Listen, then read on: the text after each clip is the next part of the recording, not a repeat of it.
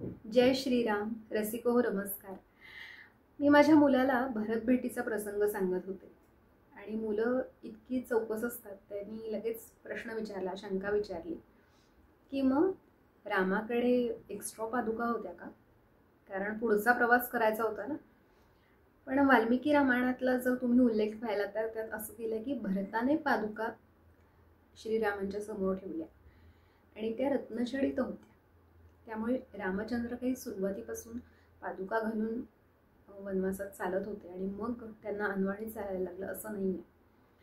तर सुरुवातीपासून त्यांनी अनवाणीच प्रवास केलेला आहे आणि हा भरत भेटीचा जसा प्रसंग आहे तसंच राम लक्ष्मणातलं बंधू प्रेम हे सुद्धा आदर्श आहे आपल्या सगळ्यांसाठी आणि त्यांची जोडी सुद्धा अत्यंत वंदनीय अशी आहे। आणि त्यामुळे असं आपल्याला म्हणता येतं की राम जरी अनवाणी असले तरी काटे बोचणार नाहीत त्यांच्या पावलाला याची काळजी घेण्यासाठी लक्ष्मण सावलीसारखी सोबत करत होता। आणि त्यामुळे एक ओवी आठवते बरं का मला, जात्यावरची ओवी। तर असं म्हटलंय की राम चाले वाटे लक्ष्मण वेचे काटे, राम चाले वाटे लक्ष्मण वेचे काटे, एवढ्या सृष्टीमध्ये ऐसे भाऊ नाही कोठे, एवढ्या सृष्टीमध्ये ऐसे भाऊ नाही कोठे। पुन्हा भेटूया, तोपर्यंत नमस्कार, जय श्रीराम।